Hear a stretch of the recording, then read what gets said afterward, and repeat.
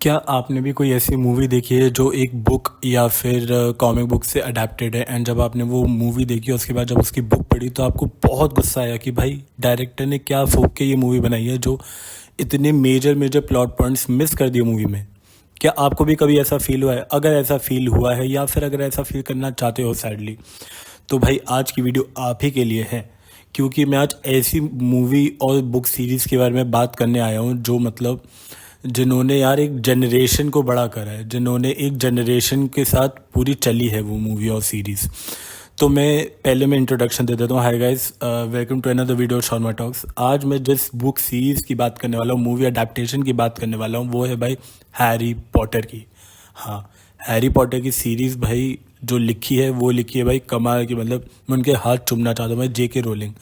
क्योंकि देखो यार, मेरी एज हो गई 25 साल की एंड तुम पता है दिक्कत यह है कि आज का इंटरनेट पे बहुत ज़्यादा फैली हुई है चीज़ कि books you should read, not you want to read but you should read. तो उसके अंदर सब के सब वही ज्ञान चोदने वाली बात कर रहे हैं, सब के सब वही रिकमेंड कर रहे हैं कि क्या कहते हैं psychology of money, Naval Ravikant की बुक्स, ये सब वो सब।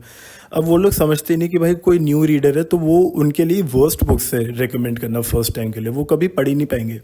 एंड यहाँ पे मैं आता हूँ जेके रोलिंग की, ये जो उन्होंने ब्रिलियंट बुक लिखी है।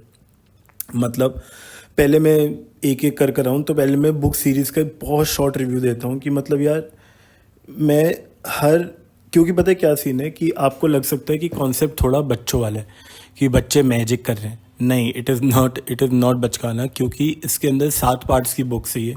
एंड इसके अंदर जैसे इसके अंदर फर्स्ट पार्ट में हैरी एंड रॉन हरमाइनी सबके सब 11 साल के होते हैं।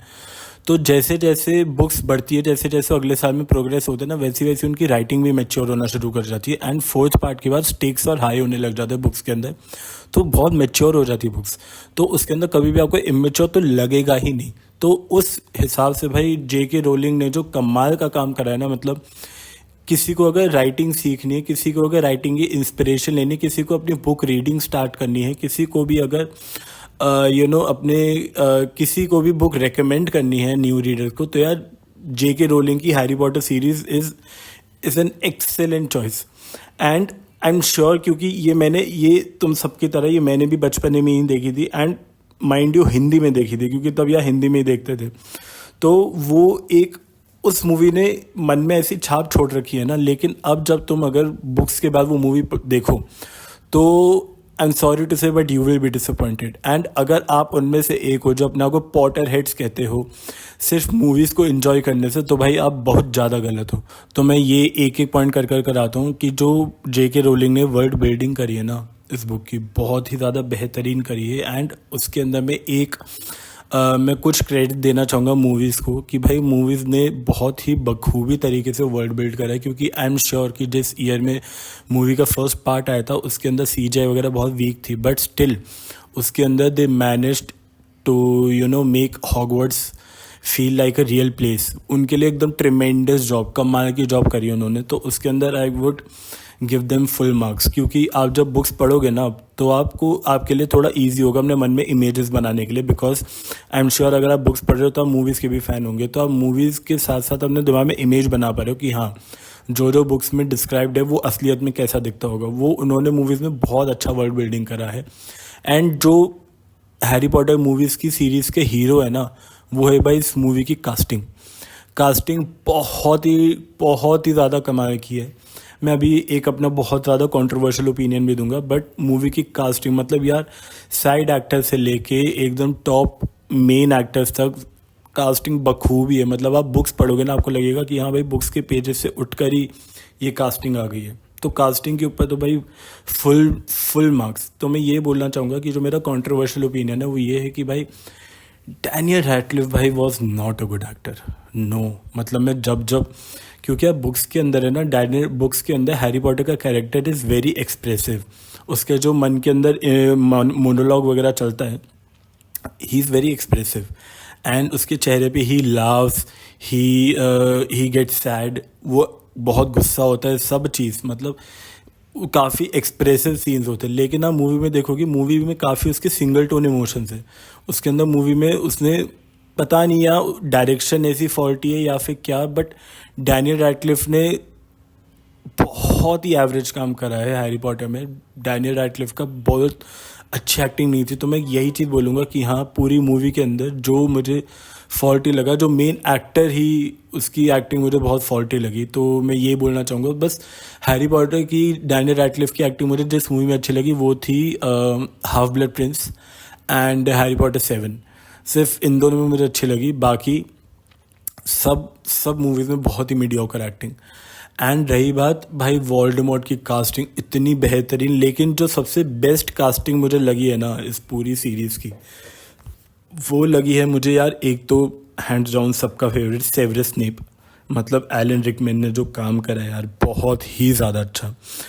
वोल्डेमॉर्ट वोल्डेमॉर्ट की कास्टिंग बहुत ही कमाल की थी, बहुत ही ज़्यादा कमाल की। हरमाइनी, रॉन, इन सब की बहुत ही बखूबी, बहुत ही अच्छी तरीके से कास्टिंग करी। एंड ऑल्सो दो कास्टिंग जो मुझे पर्सनली मेरे दिल के बहुत करीब थी, वो है भाई Remus lupin and Sirius Black. इनकी बहुत अच्छी कास्टिंग हुई है। तो अगर मैं बुक्स का बोलूँ ना, तो यार बुक्स मतलब मूवीज़ में ये नहीं बोलूँगा मैं तभी बोलता हूँ कि तभी मैं बोल रहा हूँ कि यार पॉटर हेड्स जो मतलब अपने आपको बोलते सपोजिटली पॉटर हेड्स सिर्फ मूवीज़ के फ़ैन हो के, they are very wrong, they can not be more wrong. क्योंकि भाई movies are literally a summary of the books के अंदर जो दिखाया है ना, मतलब अगर बुक्स के अंदर 100% दिखाया है तो मूवीज़ के अंदर सिर्फ 20 या 30% ही दिखाया है, एक्सेप्ट पार्ट 1, बिकॉज पार्ट 1 की बुक भी बहुत छोटी हुई एंड मूवी भी अप्रोप्रिएटली बन गई। तो पार्ट 1 के अलावा तो भाई सारे पार्ट्स में बहुत ही कम दिखा है।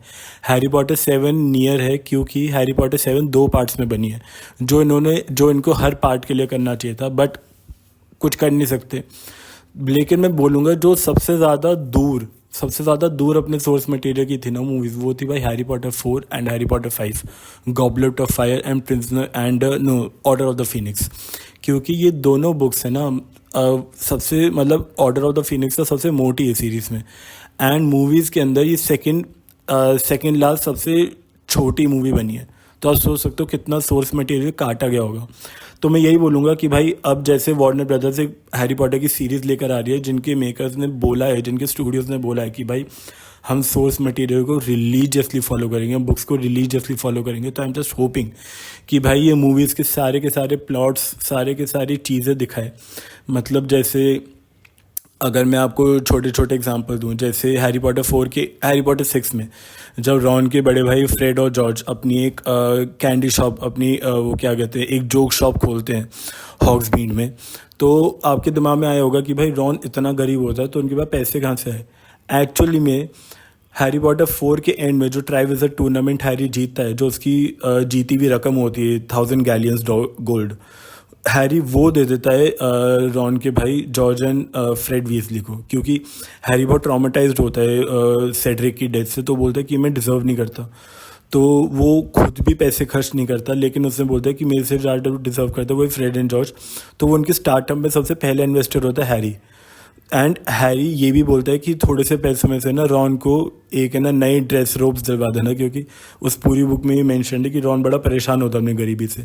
तो ये बहुत स्वीट जेस्चर था, बट ये प्लॉट होल है जो मूवीज़ में नहीं एड्रेस करा कि भाई उनके पास इतने पैसे कहाँ से आए जोक शॉप खोलने के लिए। तो ये छोटे एंड ऑल्सो जैसे बहुत सारे कैरेक्टर, मेजर कैरेक्टर्स तो काट ही गई दी है मूवी से। जैसे विंकी एक हाउस हेल्प होती है, वो लूडो बैगमैन, वो भी काट दिया है। एंड इसके अंदर डॉबी का इतना मेजर रोल था, लेकिन मतलब डॉबी ऑलमोस्ट हर मूवी में डॉबी की अपीयरेंस है, लेकिन मूवीज़ के अंदर से 2 या 3 मूवीज़ में ही डॉबी को दिखाया है। तो वो बहुत ही मिस्ड अपॉर्चुनिटी थी। बट खैर, अब जैसे सीरीज़ आने वाली है तो मैं सीरीज़ का वेट करने वाला हूँ कि भाई कौन इस हैरी पॉटर के मैसिव मैंटर को आगे बढ़ाएगा, क्योंकि बहुत ही ज़्यादा इम्पोर्टेंट है ये। एंड आई जस्ट होप कि यार ये सीरीज़ को बुक की सीरीज़ से एकदम साइड बाय साइड चले, क्योंकि अगर ये बुक की सीरीज़ से साइड बाय साइड चलता है ना, तो भाई इनको कोई नहीं रोक सकता one of the greatest series बनने से। मैं सीरियसली बोल रहा हूँ।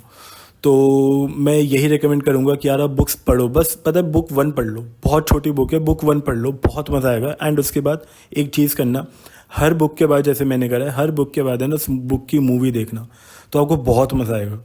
तो मैं हाईली रेकमेंड करूँगा कि भाई बुक्स तो पढ़ो ही पढ़ो। मतलब अगर आप कोई लाइफ में आप कोई बुक नहीं पढ़ो ना, बट हैरी पॉटर की सीरीज़ तो ज़रूर पढ़ो भाई, मैं हाईली रेकमेंड करूँगा।